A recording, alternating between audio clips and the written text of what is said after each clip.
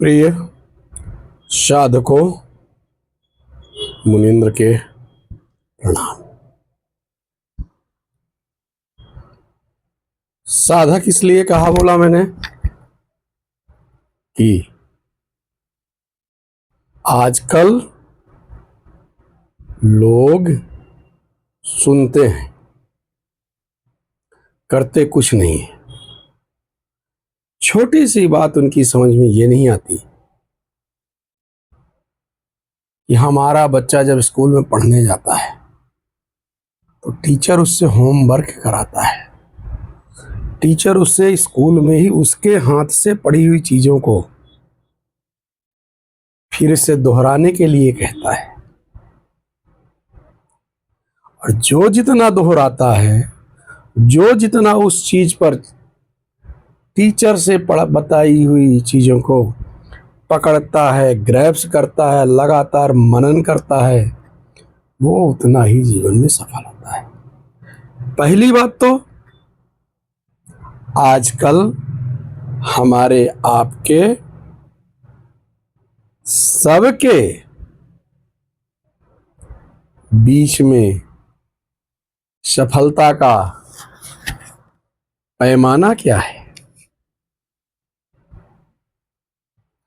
हम किसको सफल कहते हैं कि उसका जीवन सफल रहा? लोगों से बात करना पे पता चलेगा आपको कि समाज में सफलता का पैमाना एक ही है, वह है धनार्जन। साधन क्या है उसमें कोई कभी नहीं जाता है। और हम तो कहें करीब करीब संपूर्ण समाज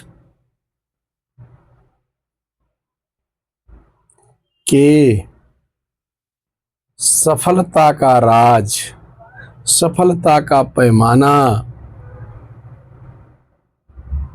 सिर्फ और सिर्फ धनार्जन। समाज का सम्मानित व्यक्ति कौन? जिसके पास ऊंची हवेली है, जिसके पास कबीर की कुटिया है, वो सफल नहीं। कम से कम अपने जीवन में तो सफल नहीं। कबीर भी अपने जीवन में सफल नहीं थे। मृत्यु के बाद जितनी पीएचडी कबीर के शोध में हुई है, शायद उतने आदमी भी कबीर से मिलने ना गए हों, उतने आदमी भी महाराज नानक से मिलने ना गए हों, दादू दयाल से मिलने ना गए हों। उनके मरने के बाद भव्य आलीशान मंदिर बनता है।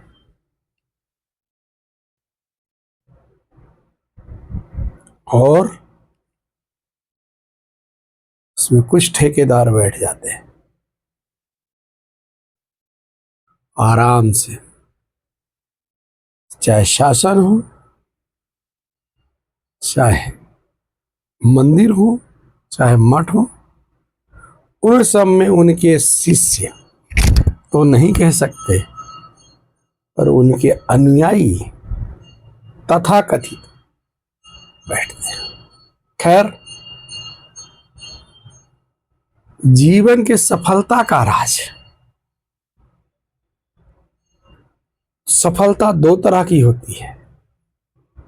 एक सफलता जो अपने लिए होती है, जिसको आप अपने मन के अंदर से कहें कि हम सफल हैं। और दूसरी सफलता जो आपके चारों तरफ के समाज के लोग, आपके दायरे के लोग आपको कहें कि अरे वो तो सफल व्यक्ति है, तो बहुत ही सफल व्यक्ति है। और ये आज की बात नहीं है, ये सदियों सदियों सदियों के पहले की भी बात है। जिसके पास धन होता था वो अपनी प्रशंसा कराने के लिए आदमी रखते थे। स्तुतिगान क्या है? खैर, इन सब चीज़ों में ना घुसते हुए, अपना समय ना बर्बाद करते हुए, हम जीवन में कुछ चीज़ें ऐसी विचार करें। वैसे आज तो मुझे, हमारी एक सीरीज है भागवत के 12 स्कंद, उसमें 7वें स्कंद तक हमने आपसे बात करी थी।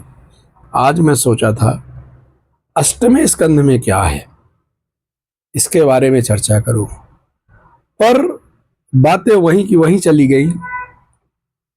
हम कितनी भी चर्चा करें, कितना भी आपको समझाएं, आप एक बढ़िया बैठने का आसन लेके घर से और स्नो पाउडर लगा के और वो बढ़िया कपड़े पहन के भागवत के मंडप में बैठ जाते हैं।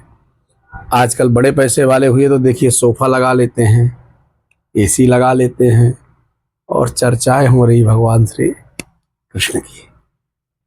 3-4 वीडियो कैमरा लगा के सबको हम प्रसारित कर देते हैं कि हमने भागवत सुनी है। हमारे जितने बड़े गुरुजी, हमारी भागवत उतनी ही सफल। चाहे वो गुरुजी 5 श्लोक ना कहें तो आपको, पर जितना बड़ा पंडाल उतनी सफल भागवत, जितने बड़े गुरुजी उतनी सफल भागवत, और जितनी बढ़िया व्यवस्था चकाचक उतनी बड़ी भागवत। क्योंकि हम सुनते नहीं हैं, हम देखने जाते हैं, हम मनोरंजन करने जाते हैं। फलाने कैसा किया था, फलाने कैसा किया था, फला कहाँ बैठा था, वो आया कि नहीं, खत्म, भंडारा हो गया महाराज, आप अपनी भागवत से बैठो और घर जाओ, हमारा काम खत्म। हमने क्या सुना?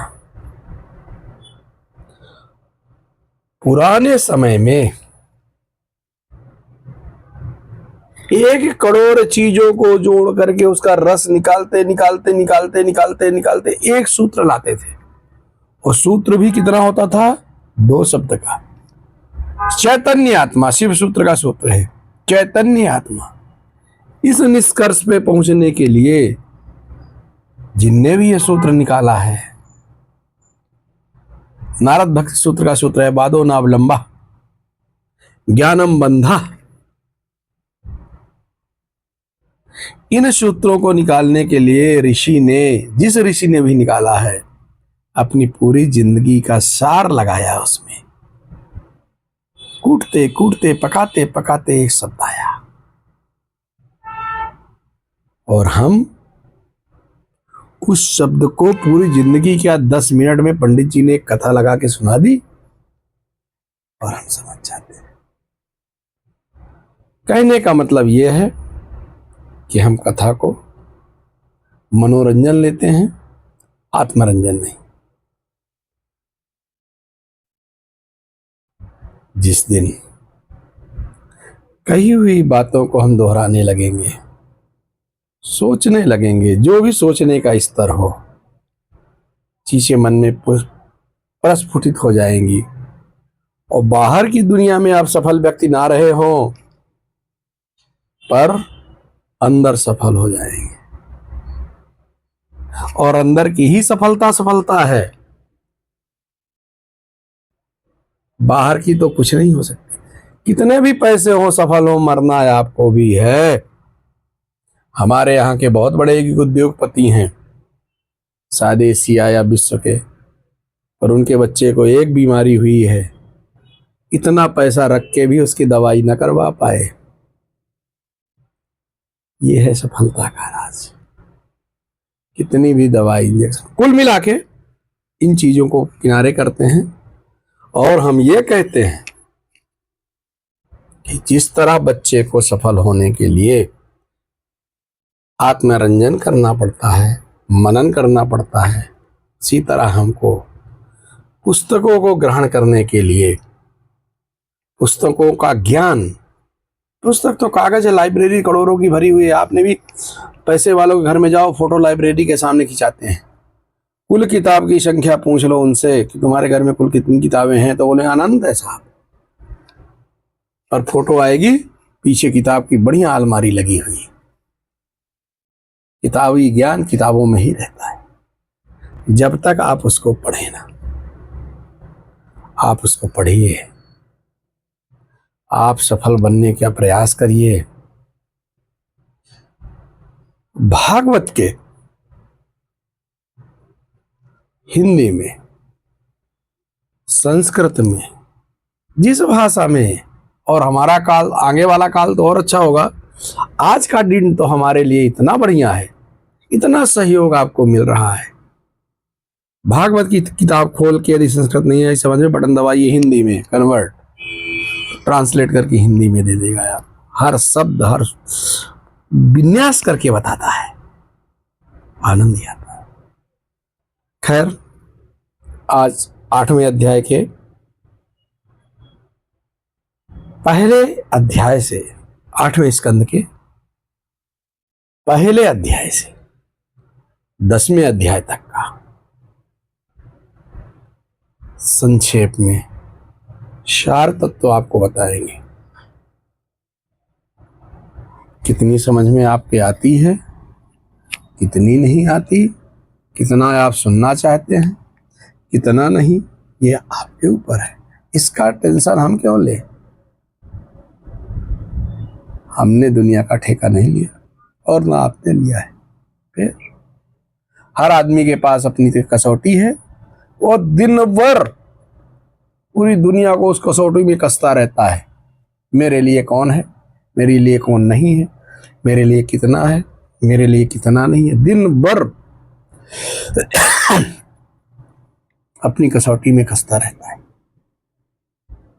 जिस दिन ये कसौटी आपकी छूट जाए, उसी दिन आप पूरे संसार को राममय जान लेंगे, कृष्णमय जान लेंगे, और स्वयं का ही रूप प्रतिपादित होगा सब। और आप पूरा दिन आनंद से भरे रहेंगे। आज जो 5000 की रोज दवाई खाते हो वो आधी हो जाएगी। खैर, पहले अध्याय में 8वें स्कंद के मनंतरों का वर्णन है। मनंतर क्या होते हैं? मनु का अंतर। यदि आप उनका संधि विच्छेद करेंगे मनंतर का, तो मनु का अंतर, एक मनु जितने दिन तक संसार का राज्य करते हैं वो एक मनंतर कहलाता है। अभी 7वां मनंतर चल रहा है। 14 मनंतर होते हैं समय गणना में। हिंदू धर्मशास्त्र के अनुसार समय गणना है, और उनमें से कौन से मनंतर में कौन से इंद्र हुए, कौन से सप्तऋषि हुए, कौन से राजा हुए, विस्तृत विवरण ऋषि व्यास ने दिया है। दूसरा स्कंद, आज तो मैं सिर्फ दूसरे स्कंद तक ही बताऊंगा। बड़ा प्यारा स्कंद है,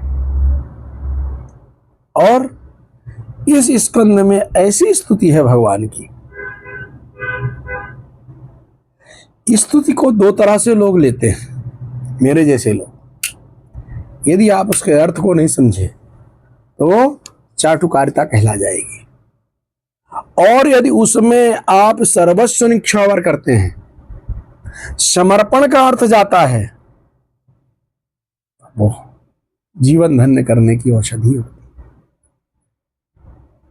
दूसरे अध्याय में गजेंद्र मोक्ष है उसका अध्याय का शीर्षक, और हमारे आपके मन के अंदर बैठे हुआ, तन के अंदर बैठा हुआ गजेंद्र और ग्राह की लड़ाई के बीच में भगवान को लाने का प्रयास हम भी करते हैं। रोज शाम को मंदिर जाते हैं, पैसे चढ़ाते हैं। और एक बढ़िया कहानी है गजेंद्र मोक्ष के साथ में बताऊं कि एक गृहस्थ था, एक बाबा के पास आया। बाबा से कहा, महाराज हमारा बच्चा बीमार है, ठीक हो जाए। हमने भगवान से बोल के आया है कि ठीक हो जाए। इसके पहले वो भगवान को नहीं मानता था। भगवान क्या है, सब ये है वो है, पंडितों के लूटने की बातें हैं, खाने की बातें, बाबा लोग ढोंगी होते हैं, यह सब दिन रात वो कहता रहता था। अब उसने बोला, महाराज हमारा बच्चा ठीक हो जाए। बच्चा ठीक हो गया। 2-4 दिन में वो बाबा के पास पहुंचा। अरे बोले महाराज भगवान तो बहुत है, हमारे ऊपर तो भगवान की असीम कृपा है, क्या कहना है, ये है वो है भगवान के बारे में। बड़ी लंबी चौड़ी भाषण दे दिया महाराज। बाबा बोले पक्का भगवान है, भरोसा है तेरे को भगवान पे? बोले हाँ मुझे पूरा भरोसा है और मेरे सारे काम भगवान बनाएंगे। बोले बेटा एक काम करना, अभी तो एक ही बार तेरे भगवान दिख गए हैं। बोले हाँ हाँ भगवान पूरी दुनिया में है, भगवान सब कर देते हैं, भगवान ही है। तो एक दूसरी बात मांग के देख, भगवान पूरा करते हैं कि नहीं। हो गया मंदिर में, कुछ बोला होगा कि हमारा बेटा फर्स्ट डिवीजन पास हो जाए, या हम ऐसा हो जाए, या हमको धन मिल जाए, जो आजकल लोग कहते हैं घर बन जाए, गाड़ी मिल जाए। महाराज फिर क्या है, और आ गया, सब कुछ ना हुआ। महाराज आते ही दूसरे दिन बाबा के पास जब नहीं हुआ, समय टाइमलाइन पे भगवान ने कुछ नहीं किया, तो जो गाली निकाल सकता था वो निकाला। बाबा जी ने पूछा भाई क्या हो गया? बोले भगवान झूठा है। तो आजकल की जो हमारे पास तराजू है महाराज, बहुत लंबी कहानी है, इसमें बहुत है, बड़ा मजेदार कहानी है। आजकल की जो हमारे पास का तराजू है, चाहे वो भगवान के लिए हो, चाहे अपने भाई के लिए हो, चाहे बाप के लिए, चाहे माँ के लिए, जब तक वो फलित होती रहती है, चाहे गुरुजी के लिए, गुरुजी पूछे कि ये होगा, गुरुजी ने बोला हाँ होगा, और नहीं हुआ तो गुरुजी तो कुछ जानते ही नहीं है, साफ सूपड़ा 1 मिनट में, और हो गया तो वाह, ये गुरु से ज्ञानी कोई है ही नहीं। तो हम दिन भर तराजू लेके तैलते हैं, जो हमारी परीक्षा में पास वो हमारा, और जो हमारी परीक्षा में पास चाहे वो भगवान ही क्यों ना हो। और हमारे भगवान भागवत में चिल्ला चिल्ला के कहते हैं कि देखो भाई, जो हम जिनके ऊपर हमारी कृपा होगी, हमारी कृपा तभी होगी जब तुम्हारी अंधकार की आंखें खोलूंगा मैं, तो तुम्हारी घर द्वार माया मोह से लगाव जितना कम होता जाएगा, हमारी माया उतनी बढ़ती जाएगी, हमारी कृपा उतनी बढ़ती जाएगी। हमारी माया और हमारी कृपा साथ में नहीं रहती है, भगवान कहते हैं। तो गजेंद्र और ग्राह, बढ़िया कहानी। पूर्व जन्म में क्या थे, उनको कौन सा श्राप मिला, किस श्राप के चलते हुए, काफी बड़ी कहानी होती है, और विस्तृत रूप में बताने में खूब 2 दिन की कहानी भी कथावाचक लोग बांच देते हैं, पर जो उसके अंदर जो उसका सार तत्व है वो आपके अंदर रोज छिपा है। जो समस्या रूपी ग्राह आपके चिंतन रूपी तत्व को पकड़ता है, डिगमगा जाता है, हिलने लगता है आपका चिंतन।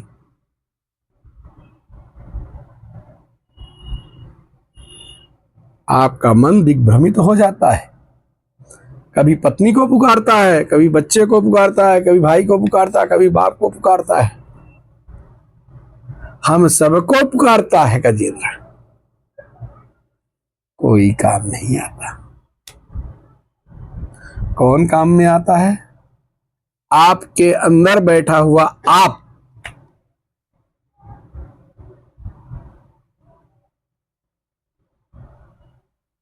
आपके अंदर बैठे हुए आप ही अपने काम आते हैं। जब आपने चारों तरफ से निसहाय होकर अपने आप को देखा, तत्काल आप प्रकट हो गए। तत्काल ग्राहक अलग और गजेंद्र अलग, सारी समस्याओं का अंत, और आप हो गए परमानंद। यही बात सूत्र रूप में है, जिसको हम समझाने में पूरा दिन कहानी सुनाए। इसको सुनने में समझ में नहीं आया, कहानी सुनाते तो सबको आ जाता कि पैर पकड़ा फिर भगवान आए, हुआ सिर काटा, ये काटा, पैर छूटा, दोनों ओरिजिनल रूप में आए, भगवान की स्तुति करी। पर गजेंद्र स्तुति, गजेंद्र मोक्ष में जो गजेंद्र स्तुति 26 श्लोकों की स्तुति करी है, उसको जरूर पढ़ना। उसको पढ़ने से मेरा खुद का कहना है, मोक्ष मिले या ना मिले, समस्याओं का समाधान जरूर मिलता है। क्योंकि आपका मन उतनी देर तक स्थिर होकर उस समस्या के बारे में सोचता है। आज बस इतना ही। भागवत रसिकों के लिए चर्चाएं होती रहेंगी, अच्छा लगता है ना? मुनींद्र के प्रणाम।